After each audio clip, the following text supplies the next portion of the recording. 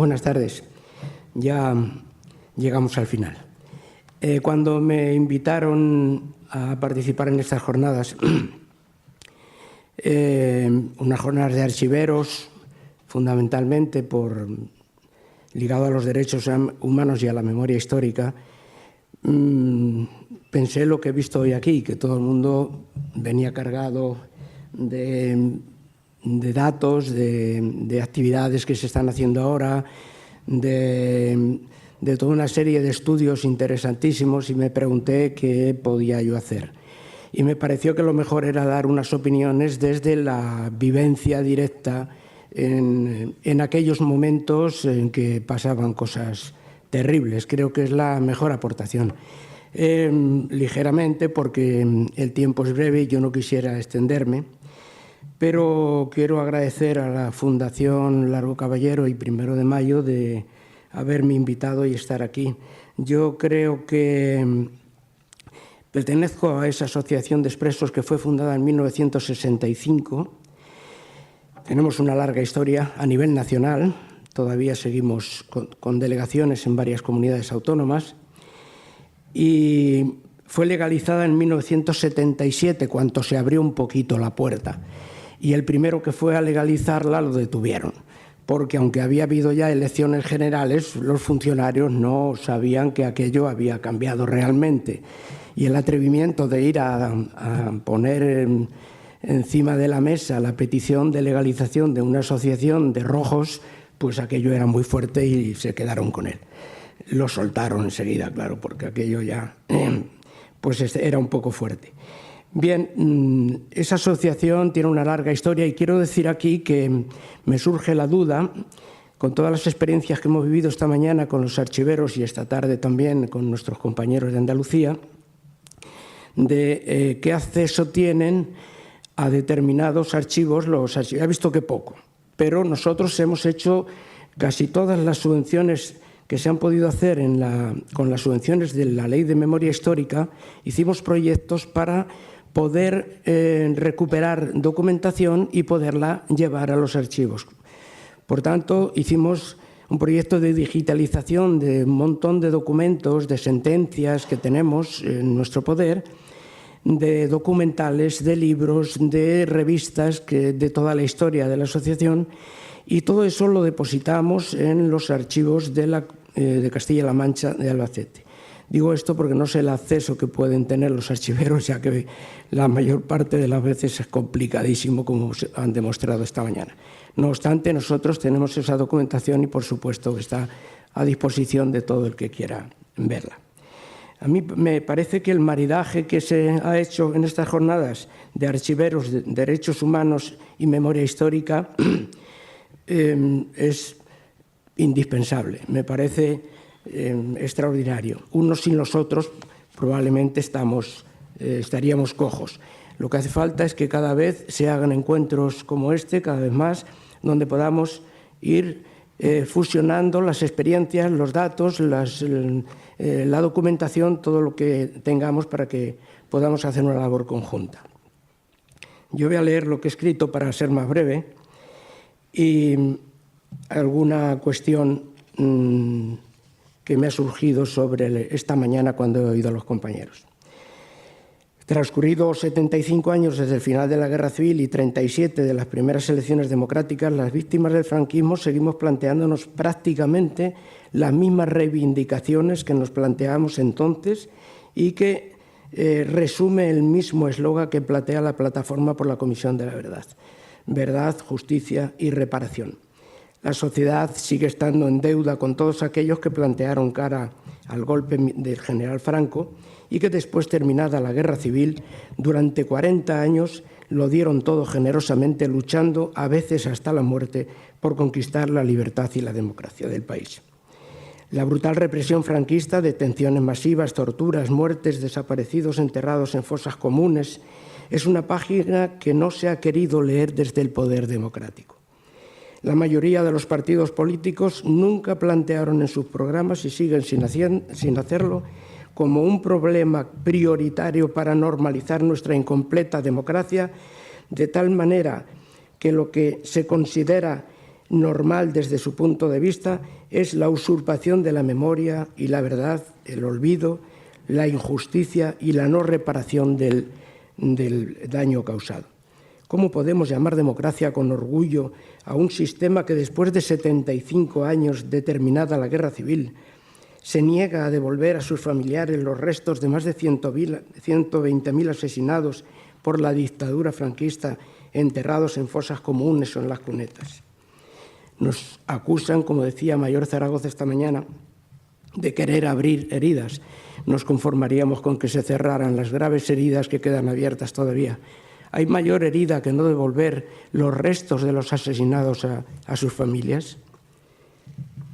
Un sistema democrático fuerte y representativo del sentir popular no puede estar asentado sobre las heridas abiertas de la guerra civil y de la dictadura. Ha pasado demasiado tiempo.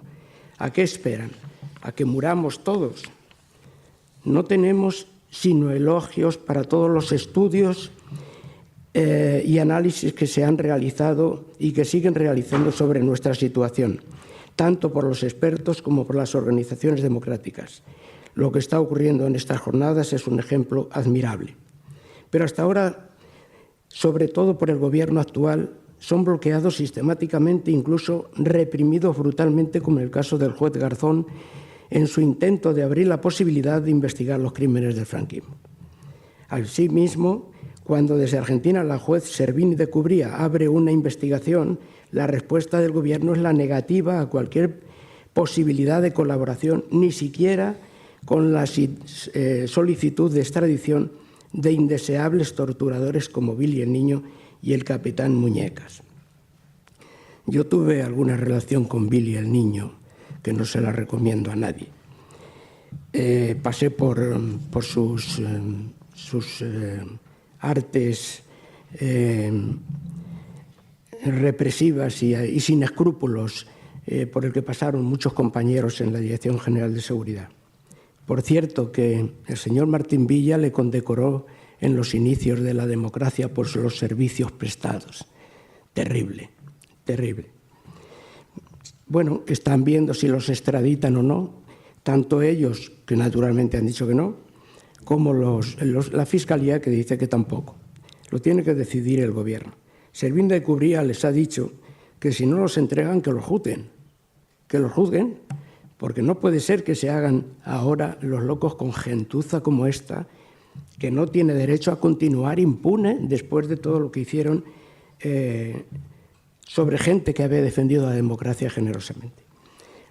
Las recomendaciones de la ONU instando al Gobierno a que instruya a que constituya la Comisión de la Verdad y a la derogación de la ley de amnistía no solo no han encontrado la mínima cooperación del Gobierno, sino que la han obstaculizado todo lo que han podido y la están obstaculizando. Poco importa que España haya ratificado el Convenio Internacional para la protección de todas las personas contra las desapariciones forzadas, que obliga a España a investigarlas. El Gobierno del Partido Popular, traicionando el voto que le llevó al poder, bordea cuando no incumple tanto las leyes nacionales como las internacionales. Los tímidos intentos de la Ley de Memoria Histórica, cuyas subvenciones ayudaron un poco a las asociaciones a realizar actividades en pro de la recuperación de la memoria, ha sido enterrada de un plumazo. Mientras se subvenciona, como aquí se dijo esta mañana también, con $500.000 de euros unas mejoras en el Valle de los Caídos. ¿Cómo es posible que un país democrático se pierda durante un año el indulto del juez Garzón y no se investigue? Los ministros de este Gobierno compiten a ver quién hace más recortes en los derechos fundamentales de los ciudadanos, conquistados con tantos sacrificios. La ley de seguridad, la ley del aborto, la ley del derecho a la manifestación o reunión, etcétera, etcétera, etcétera. Se gobierna por decreto. Los ministros y el propio presidente, al hacer sus propuestas de recortes, ignoran la Constitución, como les ha recordado el Gobierno de los jueces. Sin querer alarmar, quiero decir que los que luchamos contra las leyes franquistas durante 40 años, las últimas propuestas de este Gobierno nos retrotraen a aquella situación y desprenden un tufillo dictatorial muy preocupante sobre el que habría que reaccionar más pronto que tarde. El globo sonda de la señora Botella de organizar un manifestódromo, quizás en un aeropuerto de los que no tienen aviones, dada la influencia que ella tiene en las altas esferas del poder, es más que probable que no sea solo idea suya. La sombra del franquismo está siendo demasiado alargada. Todavía pesa la losa de 40 años de dictadura sobre la mayoría de la sociedad española, que seguimos siendo víctimas del franquismo, porque no pocos capítulos de la guerra civil y de la dictadura siguen sin querer resolverse y condicionan de manera preocupante e intolerable nuestra convivencia y el desarrollo democrático de nuestro país. ¿Por qué no se declara de una vez al régimen franquista ilegítimo e ilegal? ¿Por qué no se nos devuelve la libertad a decenas de miles de españoles, anulando por el gobierno los procesos que nos llevaron a condenas de cárcel o al paredón o a las fosas comunes, tanto por los tribunales militares como por el de orden público? ¿Se puede construir una democracia con tantas heridas abiertas de nuestra historia reciente? Nuestras plazas y nuestras calles, cuando no los monumentos o placas, siguen haciendo homenaje a los golpistas, a los asesinos, a los torturadores, a los usurpadores, mientras que las cunetas y las laderas de las montañas o bosques siguen llenas de fosas comunes donde decenas de miles de asesinados, de los que hicieron frente a los golpistas y a la dictadura, siguen esperando que un gobierno democrático decente, decidido a contar la verdad, a hacer justicia y a reparar el daño causado, devuelva sus huesos a esas familias heridas en lo más profundo de su ser por no poder recuperar a sus muertos. Justifican a los golpistas y siguen condenando a los luchadores por la libertad y la democracia. ¿En qué país vivimos? ¿Qué democracia tenemos? País, que diría Forges, y como diría él mismo, ya está bien. Se ha querido apoderar de nuestra memoria el franquismo primero y sus herederos directos después. Y han querido y quieren imponernos una ideología y una imagen a imagen y semejanza acompañada, a su imagen y semejanza acompañada de un lenguaje que esconde la realidad para que vayamos entrando en el túnel del tiempo y transportarnos a la época más negra de los derechos sociales y del sometimiento al poder del dinero. Y lo malo es que, sálvese quien pueda, un porcentaje alarmante ha aceptado de mal o buen grado entrar en ese fatídico juego. Así, el capitalismo salvaje se le llama mercados, y al gobierno que representa a los mercados y que lo decide todo sobre nosotros lo llaman troika, entes virtuales que nosotros no hemos elegido porque dictatorialmente dictan órdenes y leyes para someternos, en definitiva, al capitalismo más salvaje. Decía Mayor Zaragoza que los principios éticos los hemos cambiado por las leyes del mercado. Es triste que así sea. No soy pesimista y estoy convencido de que la mayoría de la sociedad está leyendo bien lo que sucede y está respondiendo cada día con más contundencia a las barbaridades de este gobierno, escorado cada vez más a la extrema derecha. Ejemplos nos han puesto nuestros compañeros andaluces de los progresos que se van haciendo y de cómo el pueblo va sumándose a esos avances que vamos consiguiendo. Pero en este último periodo se oyen ciertas músicas que a los que somos víctimas directas del franquismo nos recuerdan otras que escuchamos en aquella época, no tan lejana, por cierto, y por nada del mundo quisiéramos un retroceso que nos acerque, aunque sea mínimamente, a aquella situación. Me refiero a la vida sin libertad, a la feroz dictadura de Franco que Franco sometió a España durante 4 décadas. En el tiempo en que los golpistas de los golpistas, España se llenó de campos de concentración, destacamentos de presos políticos, batallones de trabajadores, que hasta 30 años después de terminada la guerra civil se usaron para la llamada reconstrucción del país, las regiones devastadas y otras muchas. Así, en aquella cínica paz se construyeron 900 centros de privación de libertad, 194 campos de concentración, 217 batallones de trabajadores, 87 batallones disciplinarios, 2 batallones de especialistas, 200 prisiones, 17 de ellas en Madrid. Con los decretos franquistas en plena guerra civil del derecho al trabajo de los prisioneros y de guerra en el de reducción de las penas por el trabajo, se puso en marcha el arrendamiento de los presos políticos a las empresas privadas que necesitaban mano de obra urgente. Finalmente, el 8 de octubre de 1939, se crea el Servicio de Colonias Penitenciarias Militarizadas, dependientes del Estado Mayor del Ejército. Así utilizaron a los presos en las grandes obras, en destacamentos de 100 o más hombres alojados en barracones. Se les asignaba el ridículo salario de 150 pesetas al recluso y 3 pesetas para la esposa e hijos. Pero había que estar casado por la Iglesia o bautizados, requisito que la mayoría de los republicanos no cumplía porque no eran creyentes en su mayoría. A los que cumplían los requisitos, el dinero se les enviaba al cura del pueblo o parroquia del preso para que se lo entregara a la familia. En la mayoría de los casos el cura se olvidaba de entregar el dinero. El latronato, que llamábamos nosotros al patronato de San Pablo. El latronato donde el dinero saldría, no todo, pero llegaba casi ninguno a las familias. Así se construyó el Valle de los Caídos, el canal bajo del Guadalquivir, los canales de riego de Montijo, los aeropuertos de Sondica, Gaudo, Lavacolla, los tendidos ferroviarios de Madrid-Burgos, las marismas del Guadalquivir, la cárcel de Carabanchel, los embalses del Ebro entre Peñas, Buendía, Mansilla de la Sierra, el Cenajo, la Real Acequia del Jarama, Linares, etcétera, etcétera. Aparte de las empresas privadas conocidas por todos, la Iglesia Católica, cómo no, fue una de las que más se benefició de este trabajo esclavo de los presos políticos. Hay que recordar que al término de la guerra había en las cárceles más de 300.000 presos, pero durante los 40 años de dictadura siguieron las detenciones arbitrarias. Toda persona podía ser sospechosa de oposición al régimen y, por supuesto, detenida incluso por una denuncia anónima que no se comprobaba nunca.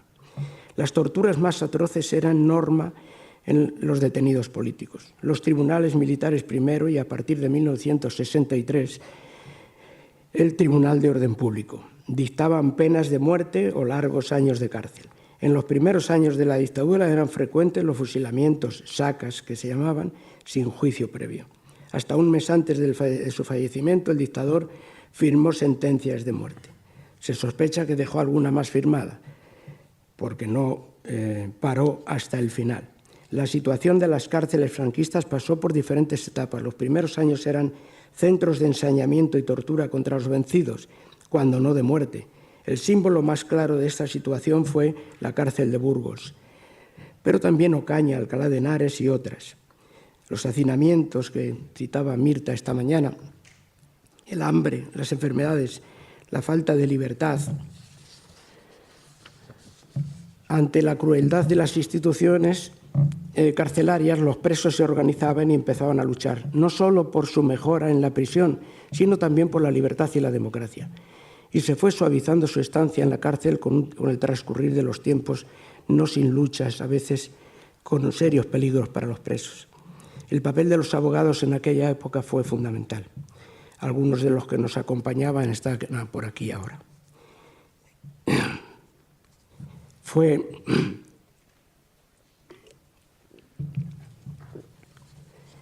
un aliento y una ayuda muy, muy importante. Y la de las mujeres también, aquí se citó esta mañana. Nosotros luchábamos por el estatuto del preso político, por esa mezcla que Franco hacía con mucha habilidad. Eran presos, delincuentes, daba igual que fueran comunes, que fueran políticos. Nosotros en la prisión de Soria hicimos una huelga de 10 días a vida o muerte, porque había 18 grados bajo cero. Quisimos hacerla para que fuera más dramática y que coincidiera con el 31 de diciembre, y los pobres canarios fueron al hospital corriendo por las taquicardias porque no aguantaban ese frío horroroso sin comer. Y realmente tuvieron que abrir un ala de la cárcel de Soria para albergar a todos los que iban cayendo.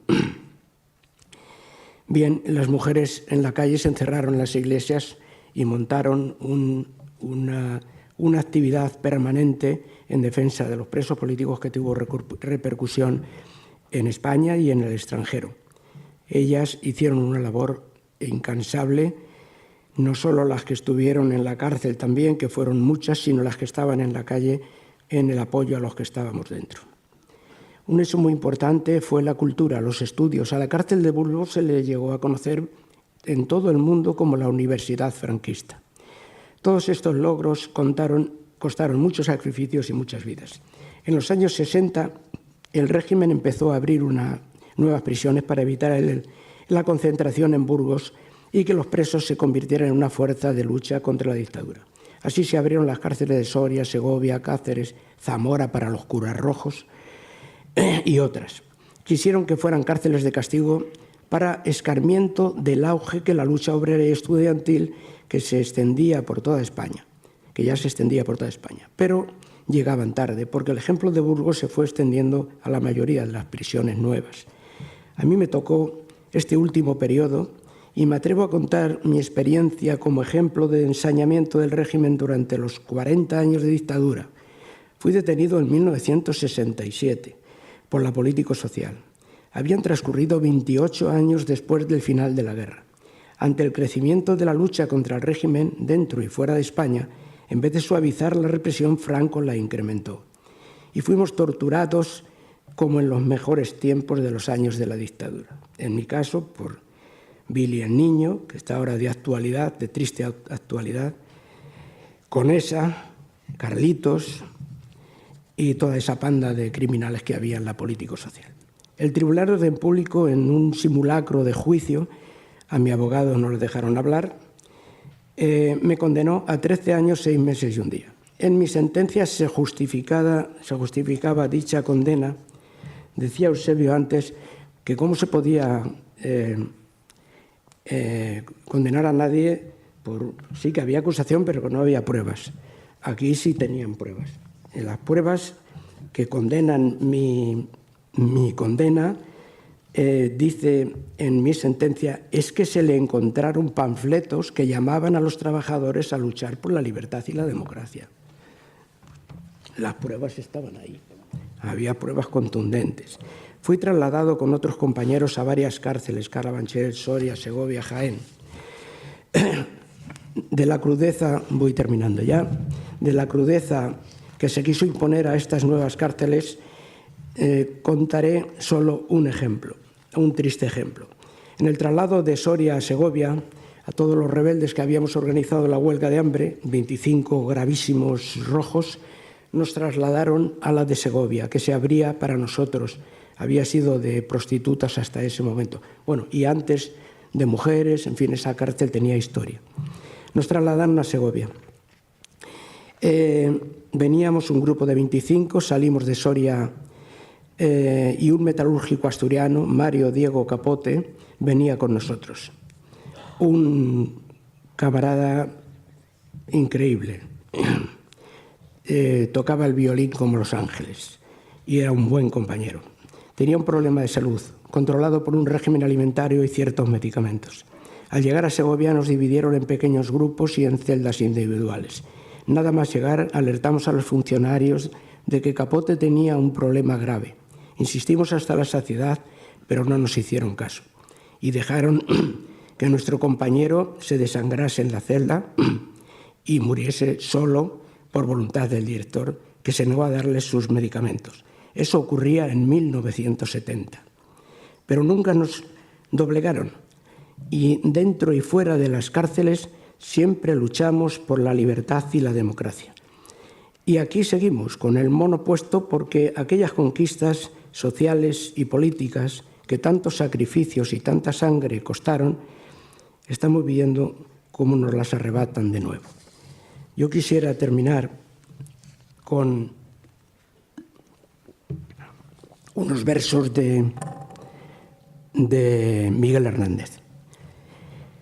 Dice Miguel Hernández: aquí estoy para vivir mientras el alma me suene, y aquí estoy para morir cuando la hora me llegue. Por los veneros del pueblo desde ahora y desde siempre, varios tragos es la vida y un solo trago la muerte.